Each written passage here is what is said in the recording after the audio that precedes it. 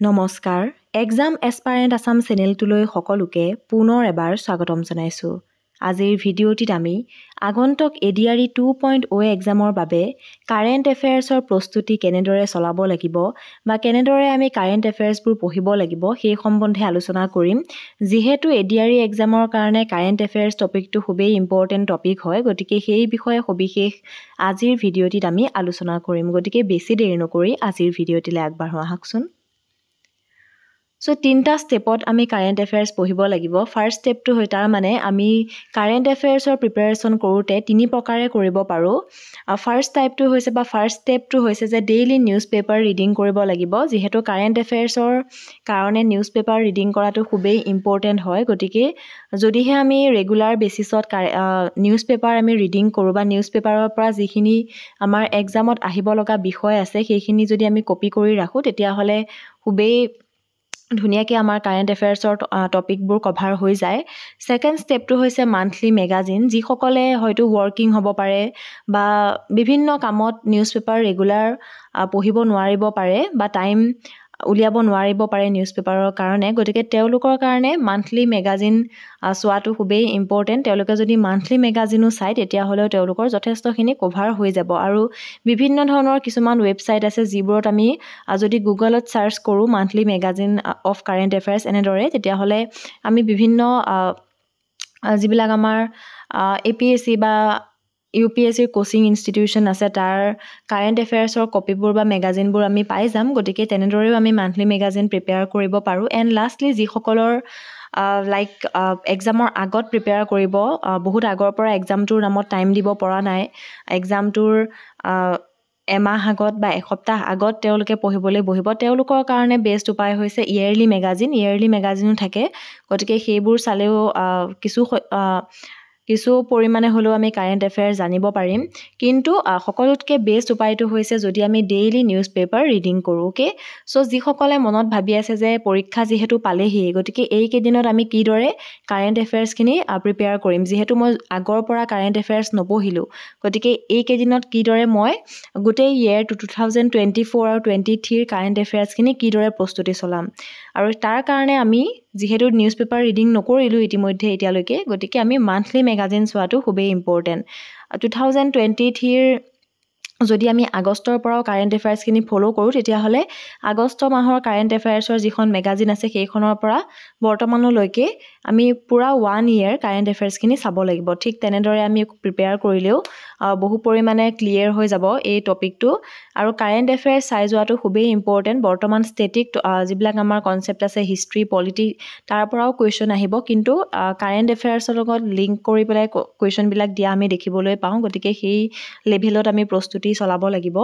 আৰু yearly magazine চালে আমাৰ এনেকুৱা নহয় যে কাৰেণ্ট এফেয়াৰ্ছৰ আমাৰ পূৰা ক্লিয়াৰ হৈ যাব, তেনেকুৱা নহয়। জাষ্ট যিসকলে ইমান এটা মই ছাজেষ্ট নকৰোঁ ইয়েৰলি মেগাজিন চোৱাটো, কাৰণ ইমান ইজি নহয় যে কম সময়তে আমি গোটেই ইয়েৰটোৰ যিখিনি ইম্পৰ্টেণ্ট টপিক আছে সেইখিনি কভাৰ আপ কৰা। আৰু ইয়েৰলি মেগাজিনত কিছুমান টপিক ৰৈ যাব পাৰে, তাতকৈ ভাল আমি মান্থলি মেগাজিন চোৱাটো। আৰু যিসকলে ৰেগুলাৰলি নিউজ পেপাৰ পঢ়ি আছে তেওঁলোকৰতো হয়তো অলৰেডি প্ৰিপেয়াৰ হৈয়ে আছে ভালকৈ, বা যিসকলে নিউজ পেপাৰ পঢ়িবও সময় নাপায় বা নিউজ পেপাৰৰ কাৰণে অকণ প্ৰব্লেম হয়, তেওঁলোকে নিজৰ ফোনতে চাব পাৰে নিউজ হেডলাইনবোৰ ইম্পৰ্টেণ্ট। আৰু এতিয়া কাৰেণ্ট এফেয়াৰ্ছ বুলি ক'লে যিকোনো নিউজ আমাৰ কাৰণে ইম্পৰ্টেণ্ট নহয়, সেইটো জানি থোৱাটোও দৰকাৰ।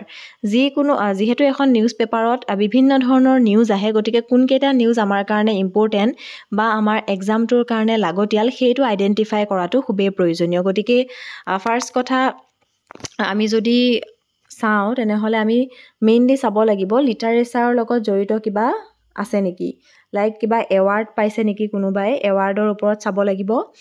নেক্সট যদি আমি চাওঁ এপইণ্টমেণ্টবিলাক চাব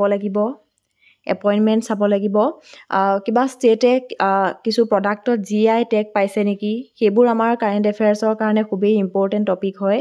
বা গভমেণ্টৰ যিবিলাক পলিচি আছে, নতুন কিবা পলিচি আনিছে নেকি গভমেণ্টে, সেই পলিচিসমূহৰ ওপৰতো কিন্তু কাৰেণ্ট এফেয়াৰ্ছবিলাক চোৱাটো খুবেই ইম্পৰ্টেণ্ট। বিভিন্ন ধৰণৰ নতুন নতুন পলিচি আমাৰ অসম গভৰ্ণমেণ্টেও আনি আছে, চেণ্ট্ৰেল গভৰ্ণমেণ্টেও আনি আছে। গতিকে সেই পলিচিবোৰ চাব লাগিব বা স্কিমসমূহ মহিলাৰ কাৰণে কিবা স্কিম আনিছে নেকি, বা এমপ্লয়মেণ্ট ৰিলেটেড কিবা স্কিম আনিছে নেকি, এনভাইৰমেণ্টেল ৰিলেটেড কিবা স্কিম আনিছে নেকি, সেই স্কিমসমূহৰ এইম এণ্ড অবজেক্টিভ বা ছাকচেছ ৰেট কিমান হৈছে, সেইবোৰৰ ওপৰত কাৰেণ্ট এফেয়াৰ্ছৰ প্ৰশ্ন আহে। লগতে বুকছ এণ্ড আথৰ্ছৰ ওপৰত প্ৰশ্ন আহিব পাৰে, যদি নতুনকৈ ৰিচেণ্ট কোনোবা এজন ফেমাছ পাৰ্চনে বা আথৰে বুক ৰিলিজ কৰিছে, সেই বুকখনৰ ওপৰত আহিব পাৰে। গতিকে সেইবোৰে কাৰেণ্ট এফেয়াৰ্ছৰ টপিক হয়। গতিকে ভয় খাব নালাগে যে কাৰেণ্ট এফেয়াৰ্ছত মই ক'ৰ পৰা পঢ়িম, কি পঢ়িম। আৰু এনেকুৱাও হয়তো এছপাইৰেণ্ট আছে যিসকলৰ কোনো ধৰণৰ আইডিয়া নাই কাৰেণ্ট এফেয়াৰ্ছৰ ওপৰত, যে কেনেকুৱা ধৰণৰ টপিক আমি উলিয়াব লাগিব চিলেক্ট কৰি। গতিকে তেনেকুৱা ধৰণৰ টপিকবিলাক চাব লাগিব। স্পৰ্টছ ৰিলেটেড টপিক চাব লাগিব, কিবা এৱাৰ্ড পাইছে নেকি, অলিম্পিকৰ লগত জড়িত এইবিলাক নিউজো আমি চাব পাৰোঁ। আৰু এনেকুৱা ধৰণৰ কিছুমান টপিকে আমাৰ আছামৰ এক্সামত আহি থাকে কাৰেণ্ট এফেয়াৰ্ছৰ লগত জড়িত। আৰু এটা কথা যদি এইখিনিতে মই কওঁ, তেনেহ'লে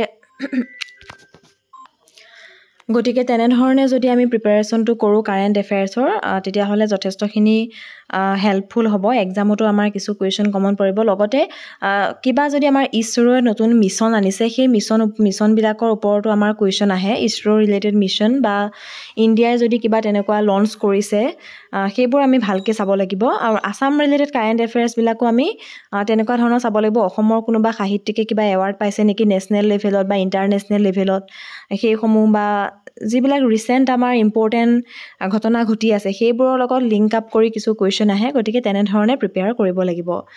গতিকে ইমান চিন্তা কৰিবলগীয়া একো নাই। আৰু বাকী যিবিলাক টপিক আছে সেইবোৰতো আমি লাইক NCERT বুকবিলাক পঢ়িব লাগিব বাকী টপিকবিলাকৰ কাৰণে।